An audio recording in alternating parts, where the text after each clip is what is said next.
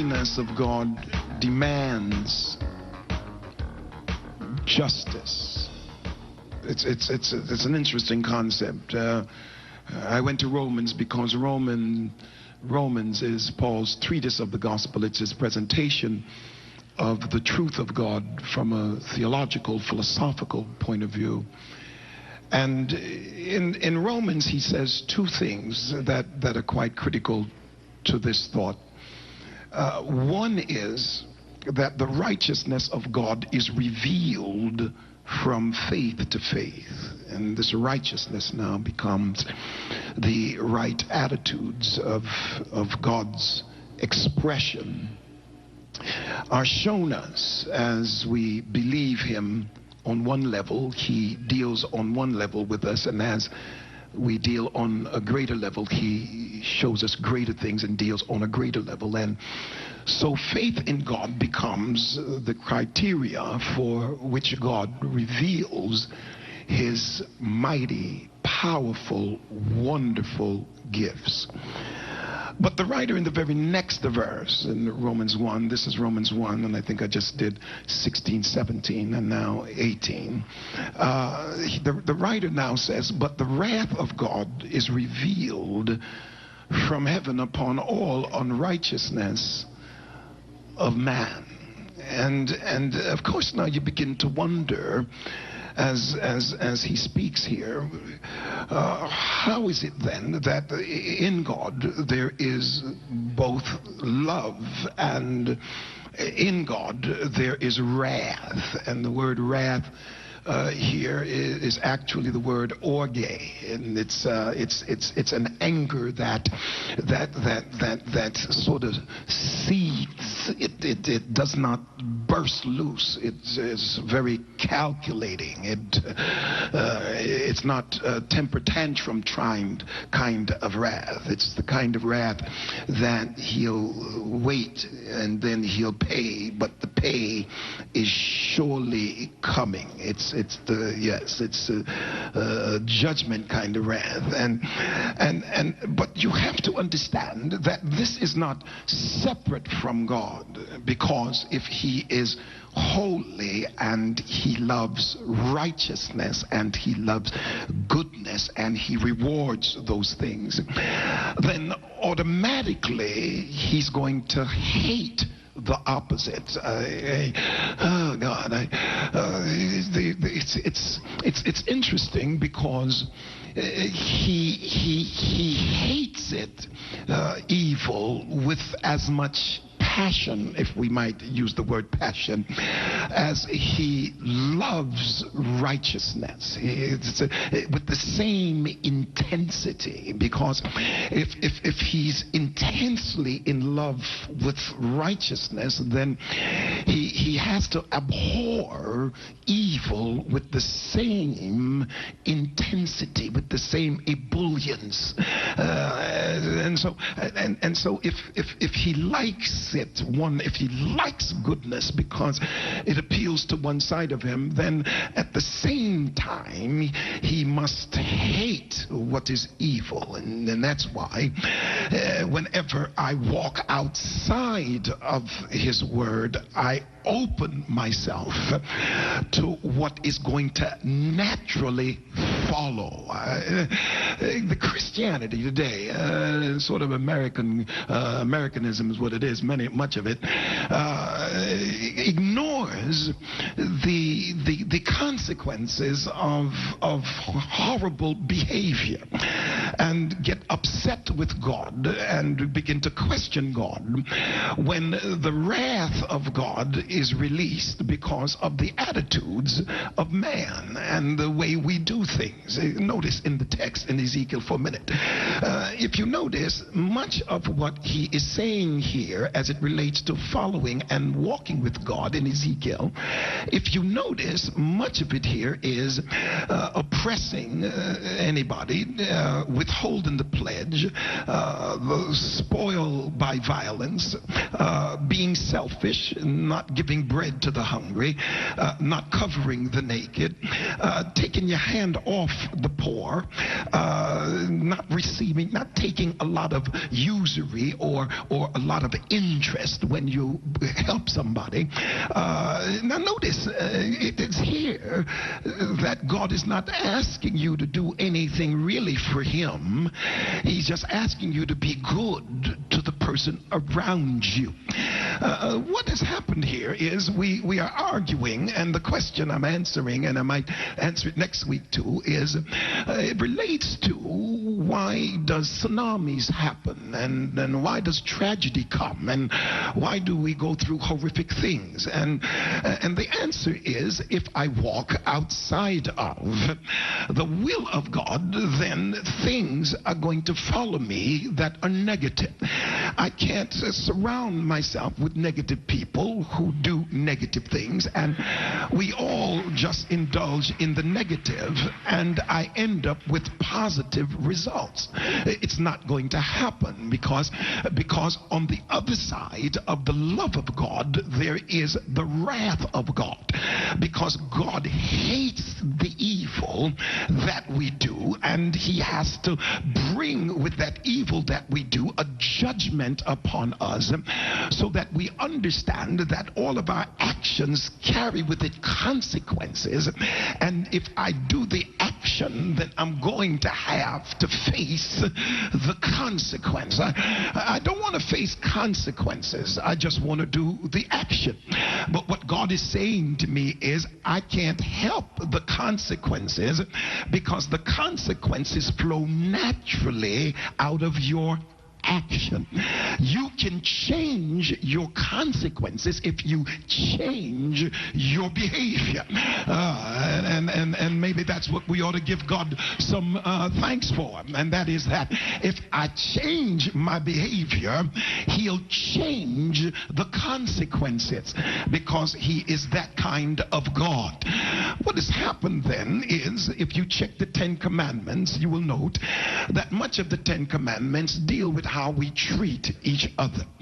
And I'm here to tell you that I'm not as afraid of nature as I am of people.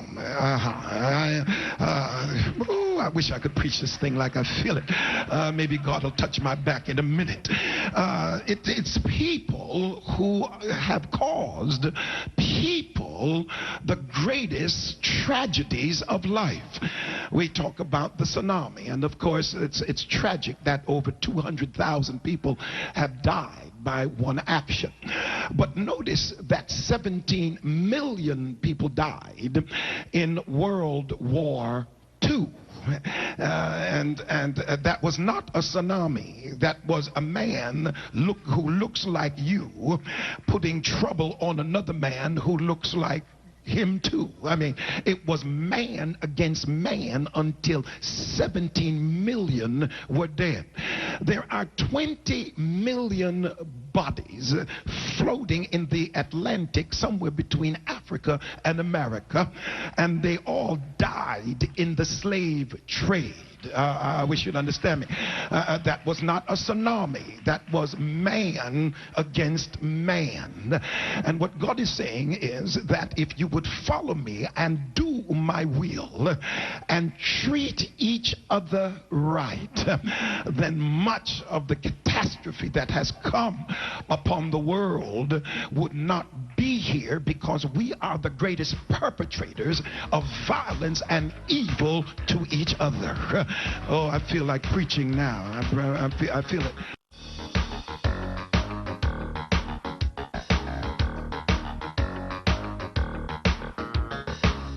Jesus was against the devil, and he had power over the devil. If you go to the garden, you will see that Jesus had to face God. and it was infinitely harder to face God than it is to face the devil. Because in the garden, he had the complexity of his humanity and his divinity at war, because now he had to do the greatest thing that God has ever required or asked anyone to do in the earth, and that is to die a substitutionary death for everybody else, so that God's love could put a check on his wrath and turn man's circumstance around. It was here Jesus had his greatest victory, because Jesus feared God more than the devil, and everybody here should. And the reason is, if you listen carefully, here's what John says. He says, fear not them which kill the body, but are not able to kill the soul, but rather you ought to fear him which is able to destroy both soul and body in hell. God, I hope you get this. The fear here is phobos from the Greek, and that is that which may cause flight, that which is caused by intimidation. And what the Bible is teaching is that God intimidates to the spirit, not just to the body, but he intimidates all the way down to the spirit. Because when it comes to dealing with God, there is absolutely nowhere to hide. Oh, I feel this thing. I'm talking to somebody here today that understands it's one thing to wrong God, but it's another thing to feel like God has wronged you. We have always wronged God, but God has never wronged us. I got to preach this thing. The psalmist, he made a point. He said, whither shall I go from thy presence, or whither shall I flee from thee? He said, if I ascend up into the heavens, thou art there. If I make my bed in hell, thou art there. If I take the wings of the morning and I fly and dwell in the uttermost parts of the sea, thou art there. So that means I can't get away from whatever I do, because God will make sure I get the pay for what I do. Now, many theologians and Christians want to deny this aspect of God's character. In fact, I have looked, and some philosophers think it's a blemish. Some don't even want to think about it at all. Some only mention it with resentment, and others, of course, harbor the delusion that God's wrath is not consistent with his goodness. But every other aspect, one writer says, Arthur Pink, he says, like every other aspect of God, God is not embarrassed about it. God, in fact, is extremely vocal and very enlightening about his wrath, unquote. God's challenge is before us, and here is his challenge.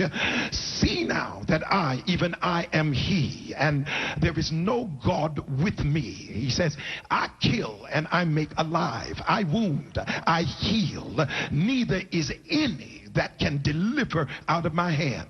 For if I lift my hand up to heaven and say, I live forever, if I would judgment and vengeance on my enemies, and will reward them that hate me. Now that's God talking. What God is saying, there's no other God here but me. So now, if things are going bad in your life because of your action, there is no other God for you to appeal to. You can't stop it. It doesn't matter who your prayer partner is. If God is bringing your consequences upon your head, there is no way to stop it. And that same God, when he reverses the curse and he begins to bless your life, there is no other God to stop it. I feel this thing.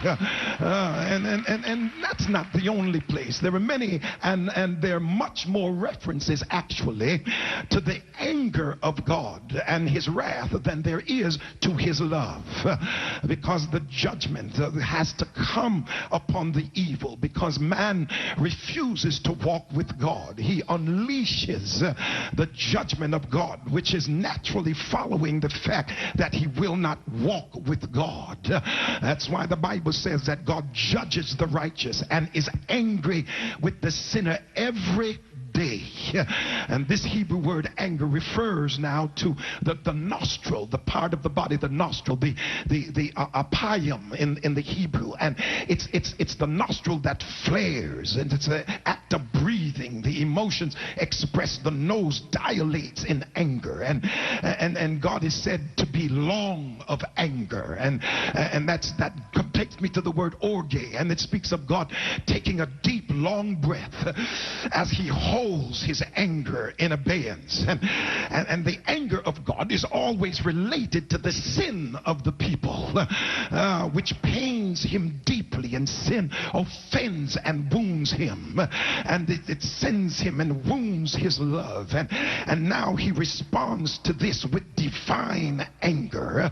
He's mad, he's angry, but he does not just throw a temper tantrum. He takes a deep breath so that he can allow you to repent, because he knows he's nothing to play with, and he knows he's nothing to ignore. And so he takes this deep breath and holds his anger, because it's fierce. I feel this thing, and then he allows it to come in little increments, because if he were just to slap, he would wipe the whole world out, but he just allows it to come in little increments, so that when you get to back pain, you realize you got to change some actions, and and when you get to trials and you start running into things, and you got to change some behavior, and when a lot of things are following you and you're nervous all night about whether or not the judge is going to give you 20 years instead of 2, then you know you got to change some things. Touch 2 people, say you just got to change some things. You want a better future, you got to change some things in the present. You want power tomorrow, you got to change some things today. You want to overcome some things tomorrow, you got to resolve it in your mind today, because God took a deep breath when he saw what you did last night, and he saw what you did last week. I'm preaching to myself. Excuse you all. I'm talking to me.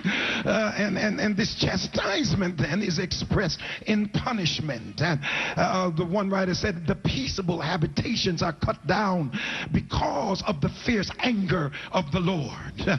Oh, you want to enjoy my world, and you want to enjoy my utopia. You want to enjoy my sunshine, and you want to enjoy my land. You want to enjoy your car and your pretty house that you built out of my substance, and yet still you want to ignore me. You want to enjoy your body and enjoy your good health. Yes, you want to enjoy south of France, and you love the West Indies. You want to enjoy the most beautiful places in the world, from Honolulu all the way across to Russia, and yet still you want to ignore me. You want to worship idols, and you want to worship people, and you want to worship everybody but the one who is providing you with everything. God says, if you walk away from me, you got to deal with the consequences. I feel it here. And this anger from the Aramaic root is to cause fear. Now we're going Hebrew with it. It is to burn. It is cause fire to burn. It's a burning sensation that is generally associated in the throat, and so it's kindled now. It's the same that is when he says, fear not yourself. Do not kindle yourself because of evildoers. Don't become aroused by them, because they're not your problem. I feel this thing. This is why his anger is kindled, and he will handle it. He doesn't need you to handle his anger. He'll handle his anger. That's why he says, I need you to praise me and you to worship me, and don't try to pay anybody back, because vengeance is mine. Oh, I feel it. I I will repay. That's why you don't get upset when folk mistreat you, because you know who you are. You are a child of God. And so now I don't have to worry about who has got my back. God's got my back. And God said, don't get upset when they bother you. Just keep on praising me, because I'll take care of the folk who don't like you. I'll take care of the folk who can't stand you. It ain't nature I'm worrying about. I wish I could preach. It's folk that's got the trials coming our way. It ain't nature. I ain't worried about the earthquake. I'm worrying about people that you got to face every day and deal with every minute. I feel like preaching now. Oh, God, I feel your help. Give somebody a high five and say, it's people that have cursed our world. It's people who mess up our lives. It's people. I wish I could preach this thing like I feel it. I'm going to preach it again when I feel better. It is here now. We've got to understand that the things here that bring on the judgment of God is actually our attitude towards one another. And this is why this wrath is consistent with his love and holiness, because he is totally powerfully loved, but at the same time he hates what he hates. How could he be the total sum of perfection and not hate imperfection? I wonder, do you understand what I'm saying? How can he love what's good and not hate what's bad? How can he smile on good behavior and not frown on evil attitudes? And if you check the commandments, you will find that 60-40, they don't relate to worshiping God, but 60-40, they relate to how we deal with each other. He is more social in his attitudes than he expects us to be spiritual, because he says, if you have any spirit in you at all, you can't look at somebody who's made like the image of your God and treat them like a piece of trash. That's why God says, if you do it to the least one, you have done it to me. Oh, I feel this. I'm glad about it. I'm glad he can get angry. I'm glad he won't allow everything to go on and not stop it in its tracks. Because if he was any other kind of God, somebody would have wiped you out a long time ago. This country needs a conscience. Oh, I wish I could preach this thing. Oh, I'm going to make somebody upset here. Pull on somebody and say, this country needs a conscience.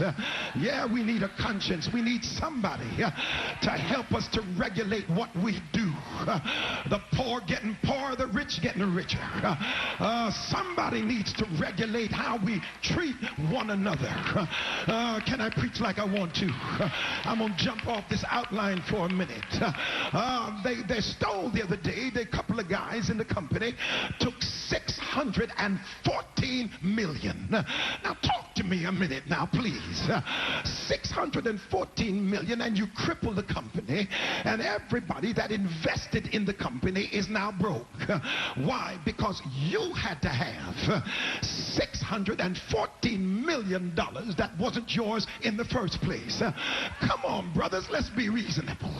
Steal $6 million. All right, so you got 6. Come on, man.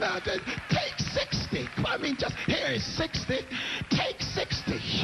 Why you got to have 614 of what's not yours? I wish I could talk to you here.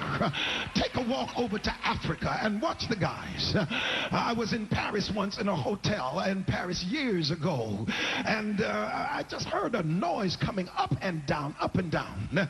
Well, they had one of those guys from Africa, one of those big kings, and he he just stole his country blind.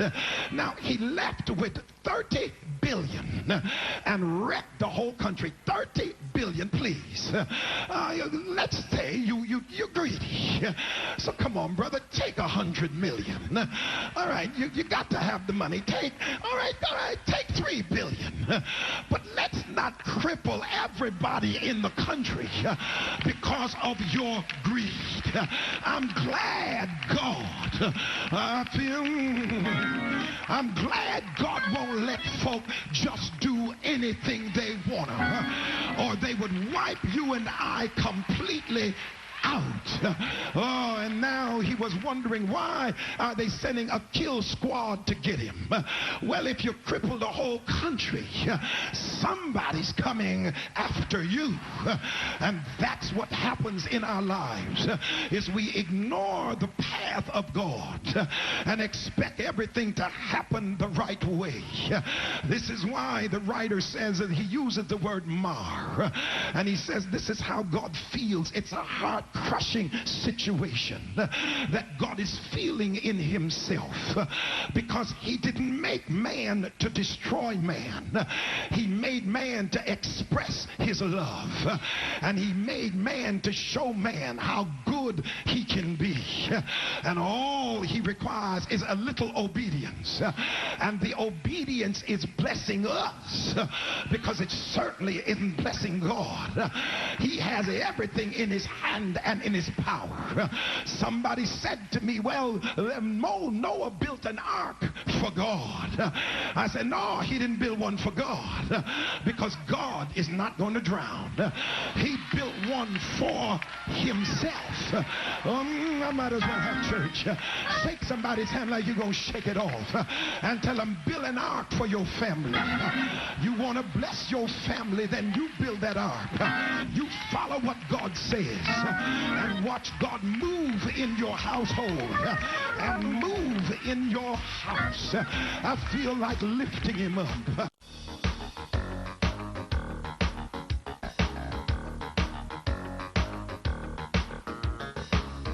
It is this revelation of the wrath of God, because the holiness of God demands it, and the wrath of God is eternal detestation. I mean, God will destroy everything that is not like him, and this is why the wrath of God brings with it this authority of God that says, you have violated my sovereignty, and I have a right to stand up for my sovereignty. I have not sent you in this earth to mistreat the people who look like me and do whatever you want, but I want you to love your neighbor as yourself. I'm sick of church folk who want to talk like they love God, but don't stand nobody else around them. I feel like preaching now. I might as well.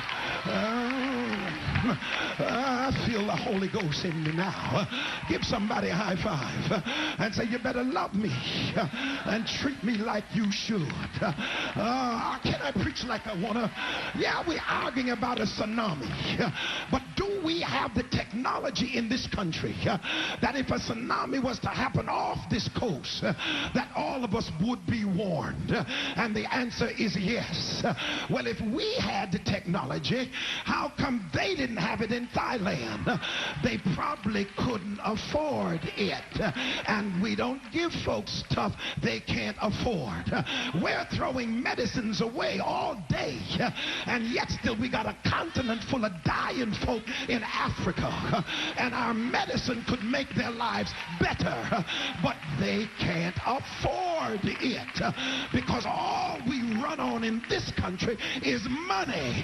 I wish I could talk to somebody in here. I wish somebody'd hear me. And so we got our hands on the poor, and we oppress everybody that does not have anything.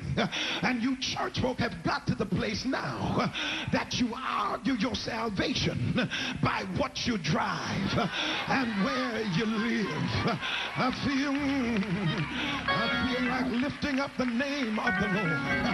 And so in the name of God, we even put each other down in the house of God, because you didn't pull up in a Rolls Royce, or you don't have a Mercedes yet. And if you don't live in the right neighborhood, folk will tell you you're not blessed. The devil is a liar. I'm blessed broke because I got a God who is down in my spirit. I feel like preaching here. Can I preach just a little longer in the house? It is here that I understand that the wrath of God is so awful that it now makes the goodness of God better. Because if the wrath was not awful, then the goodness of God would be mediocre. But when I look at the wrath side of God, and then I look at the love side of God, and the love side of God outdoes the wrath side of God, because God in his infinite wisdom, because he knew how he feels about sin, he sets his son up in the middle of our world, and he breaks him into little pieces, and he wrings his son until he's dried of his blood, in order to get me to walk from his wrath into his love. He makes Jesus Christ the sacrifice for me. Can I preach this thing like I feel it? Give somebody a high five and say, neighbor, it's one thing to be evil, but it's another thing to walk past Calvary and keep on being evil. Because he loved me so much, and because he wanted me to live and not die, he set his son up and killed him in my stead. Can I preach like I feel it? I heard the Bible say God was in Christ, reconciling the world to himself. And that's why I rose to tell you, with all the mess I've done in my life, I should have been wiped out a long time ago. I wonder, is there anybody in here? I should have had disease. That's why I preach to folk like I do, because I should have had some disease, should have been locked up in jail. But the God I serve looked beyond my faults and saw my need. I feel like lifting him up. Can I tell it like I see it? On 9/11, I was due out to Washington, D.C. the same time it happened. And the American Airlines flight is the one that I take every time. I don't go on any other one because it's a 767 that leaves that time in the morning to get me back to L.A. Something came up and the trip didn't go down, or I'd have been sitting on that flight on my way home. Tavis and I catch it all the time. And all the mess I've done in my life, the Lord set up an appointment, then he canceled it in order to save my life. And I just rose to tell you, he's a whole lot better on his good side than he is on the wrath side. And you and I have a reason to praise the name of our God. So what? My back hurts. I should have been dead. So what? I lost my house. He's gonna give me another. So what? Somebody's talking about me. As many folk as I talked about, I ought to forgive it in a minute. So what? Somebody don't like me. It's a whole lot of folk God had to help me to like. Can I preach like I feel it? Don't open your mouth and say God wronged you. He brought you out. He lifted you up. He turned you around. He put good people in your life. You ought to give God glory for all he has done. I feel, can I preach like I feel it? He's opened the door that would have been shut in your face. He's controlled some folk who would have raped you, who would have murdered you, who would have killed you. I feel the Holy Ghost in here. Somebody ought to defend him. Somebody ought to speak for him and let the world know. Don't talk about my God, because without him, you wouldn't have a voice. You wouldn't have a chance. You wouldn't have a friend. I feel like preaching in here. Shake somebody's hand. Say, surely he's been good to me. Surely he brought me out. Surely he made a way. Surely I'm still sane. I'm still here. I'm still alive. I'm still blessed. I'm still a child of God. Feel me here. Can I preach like I feel it? Cancel my appointment with the wrath of God, because I've been propitiated, reconciled, redeemed, adopted, sanctified. Anybody here knows how good God is? Well, touch two people. Say, he's a good God. A good God. That's why I praise him. That's why I worship him. That's why I lift him up. That's why I glorify him. That's why I say, Lord, love you because he first loved me. Should have been gone, but you're still here.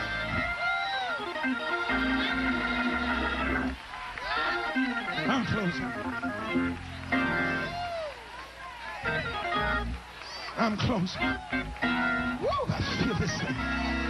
Woo. Oh, God. I feel this thing. I feel the power of the Holy Ghost in this house right now. God's talking to somebody. Said, I know what you've been through, but come on to the other side.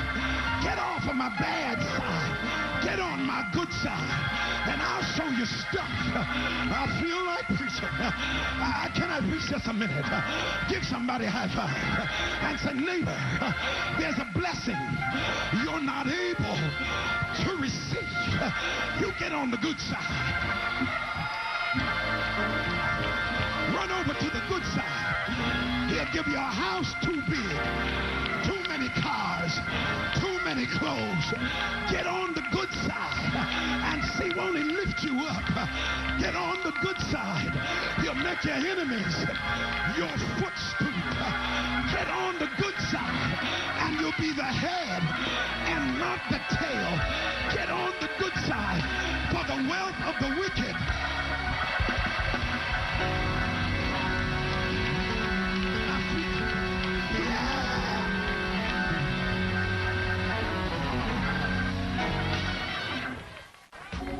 whenever we get what we deserve,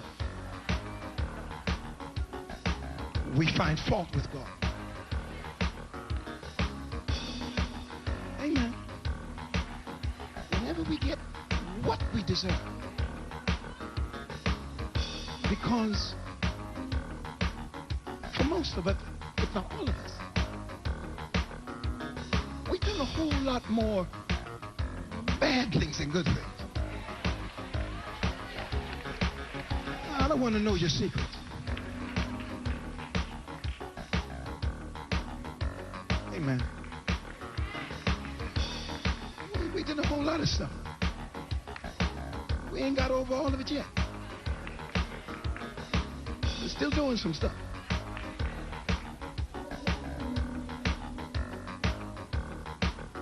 But we don't argue the justice of God when he blesses us with things we don't deserve.